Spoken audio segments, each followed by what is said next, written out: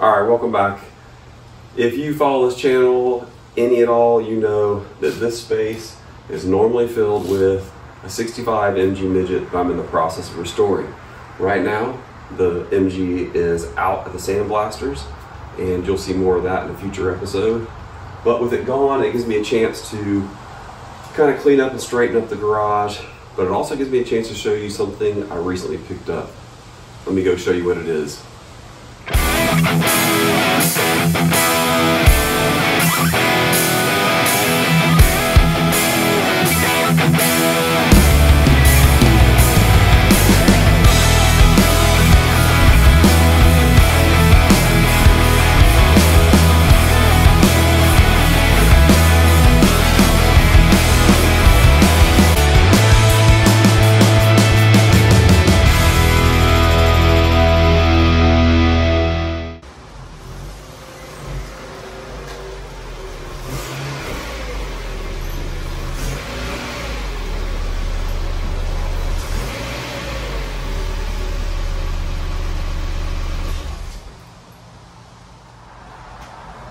Alright, this is a 1993 Mazda Miata or MX5. This would be considered the first generation. They started producing them in 1989. One of the ways you could tell is this car still has the pop-up headlights, which they discontinued into the second generation. So why buy a Miata? Well, back in 2018, when my family was ready to get rid of our family van, my wife had the suggestion of, why don't you buy a car with a manual transmission so we can teach our kids how to drive a stick? Great idea. So with limited cash, what I ended up buying was a 99 Miata. I bought it from a guy I knew, and it was in great shape, less than 100,000 miles on it, and I discovered that they were such fun cars to drive. Unfortunately, several months later, my middle son jumped in it with a friend to go get some food one night. Somebody pulled in front of them and they ended up wrecking the car. Now, fortunately, everyone was okay in the accident except for the Miata. The insurance company deemed it a total loss and the car was gone just like that. Ever since then, I thought, man, I really would love to get another one. So I've watched for a long time, waiting for kind of the right car, and this one came up. The lady that was selling it didn't live too far from me. She was selling it because at 75, she just didn't feel like she could get in and out of the car anymore. She bought the car used. She was the second owner. She bought it in 97 and only put less than 20,000 miles over it over the next 26 years. So the car has 81,000 miles on it. Super low mile car, always garage, well taken care of. I couldn't pass it up. One issue the car does have is the airbag light is on, which is pretty normal for these cars, and so I've bought a replacement module, and today I'm going to get underneath the dash and see if I can get that thing replaced and hopefully fix it. Let's get into it. So I started looking online for a replacement module, and you know, there's not really a computer in those cars at a 1993 version. There's not even a port that you can hook into.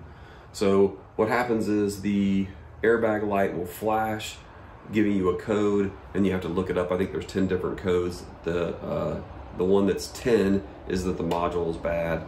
And so this thing's old and dusty and crusty, but it supposedly works. I bought it from a guy named Kevin who owns Rising Sun Roadsters in Hickory, North Carolina. All he deals with is first and second generation Miatas. So interestingly, and this one, the date on it is 1990, so it should fit in this car. And these were made by Ford. So whether it's going to work or not, we'll find out. So my plan is to get under the dash, unplug from the one that's in there, plug it into this and see if it works first before I start removing anything, because getting them out I think is going to be really difficult. It's a lot of screws way up in there. So that's the plan. Let's get underneath, see how you unplug it, and see if we can plug this one in and see if it works. Now, one of these ways that you can fix these is what the lady I bought it from did. She just put a little piece of tape over it, And we don't obviously want to do that, so we're going to take that off. Let me show you what the airbag light does when you turn the car on. Airbag light's going to come on, and then it's going to start flashing. You just got to count them.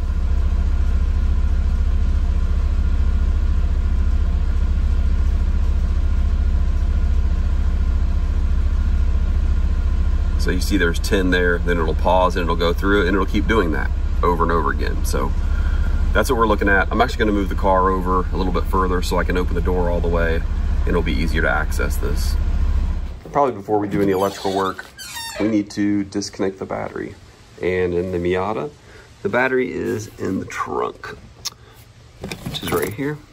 And this lady was smart. Since she didn't drive it a lot, she actually installed a little trickle charger that you can just plug in. But let's go ahead and disconnect the battery, and that way that's out of the way. There's a cover underneath it, 2 screws, 1 in each corner, which I took off, and it just pops off. And then what I did, hopefully you'll be able to see up in there. Where is it? You can see the blue module. It's up there behind this. And so I've already unplugged it. The plugs are actually right here. I'm gonna plug the other one in and see if it works.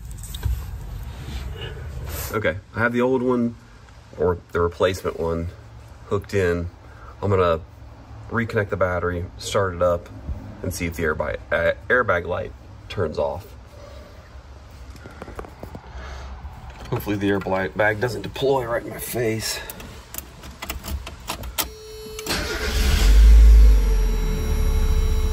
Oh, look at that. No airbag light. Okay. So the replacement module works. Now I've got to figure out, how do you unbolt the old one that's in there, and install this one so that it's in there and ready to go. So I'm gonna disconnect the battery again, unplug the replacement one, see if I can get up there and figure out how it's screwed or bolted in there, and get the old one out. Okay, as near as I can figure on this, there's 2 places this is bolted in, and I'm showing you on the one I'm going to get ready to stick in. So this is actually up here like this. Well, it would actually be up here like this. There's a bolt right here. There's a nut. It's a 10 millimeter. You can reach it. I used a shorter extension. If you go too long, you don't have enough space to get the socket wrench in there. But basically, 10 millimeter got it out. Now I just got to figure out the other place that it's connected is right here, and I think that's on a bracket that's sitting like this, and there's a bolt up this way. So I think if I take this off, it should take the whole thing out. It's also going to include this module that's fine, but I'll take off the other one and stick on this one. But what I don't know is what else is going to come off when I take that bracket bolt off. But let's do it and see what happens. Okay, it took me a while to finally figure this out, because basically what's happening is it's sitting in the car like this. So this bolt isn't hard to get to, but this one is a little difficult because this is here, and there's a bolt that comes through, and so your nut is right here, and you can't get a socket in there, you can't get a wrench in there. Originally I was thinking, because this is all attached to the brake pedal bracket, and I thought, man, you probably have to unbolt the whole brake pedal bracket, lower it down, that gives you access to the nut, which I did not want to do. I considered something that I saw online where they basically just left this one in here and velcroed this one up into the car. I didn't want to do that, but I was willing to do it. And then what I just realized is I just bent, this was actually at a 90-degree angle, and so I just bent it down, and that actually gave me access from the front. I had to use a little swivel to get in there to get to it, but once I did, it's like once you loosen it, then you can reach up with your finger and just undo it. Now, getting it back in there, that's gonna be a whole nother thing. So what I need to do at this point is go ahead and move this over to this bracket after I clean this whole thing up. Then try to reinstall it. So how you get these little brackets off of, I've taken the one off this, prop it up there, I've taken the one off the other side over here. And you see, you just push those little tabs down and then it allows this to slide out. So I think what I'm gonna do is actually take this one off and take the old one off and put it on this bracket, since these are a little bit cleaner and I know they fit, the holes all line up. The other one should, but I think that's gonna be the easiest thing to do. See, I've kind of got those depressed in. You kind of just gotta wiggle them out, and you see that once you get them going,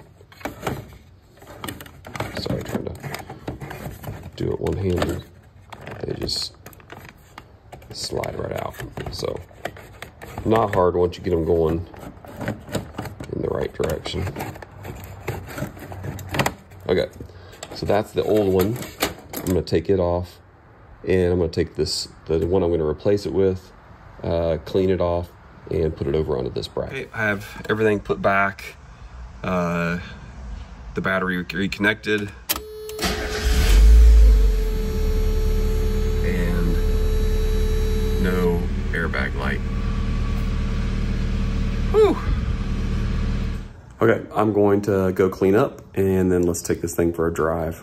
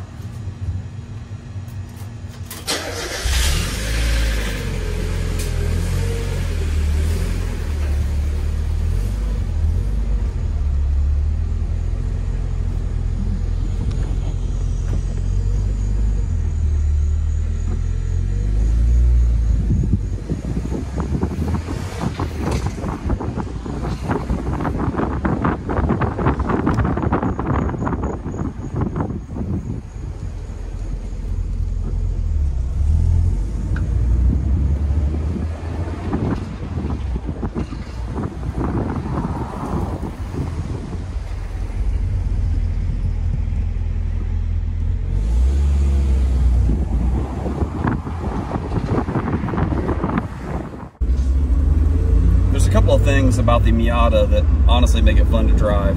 One of the first is it's just very, very balanced.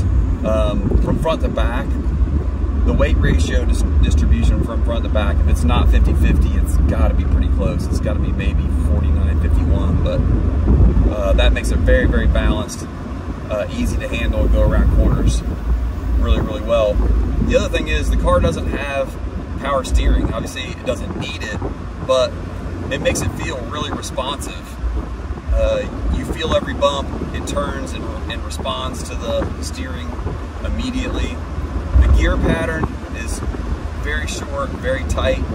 It just makes it feel like you're in this faster roadster than you really are. I've had lots of people ask me, you know, is it fast? And while it's not the fastest car, it'll definitely go around corners faster than you're comfortable with. The other thing about these cars is a lot of times people end up using them for track cars. They're easy to maintain.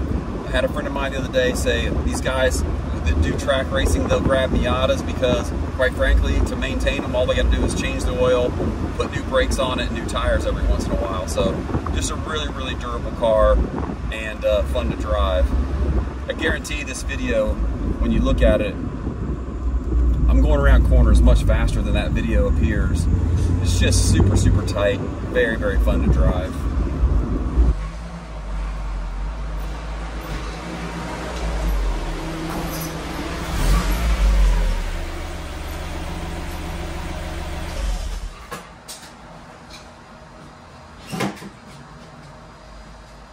Okay, so that's going to be it for this episode. You'll probably see more of the Miata later, but stay tuned because in the next couple episodes, we're going to have the midget back from the Sandblaster, and we're gonna start on that next phase of getting the body work done with moving towards actually getting it painted. So we'll see you then.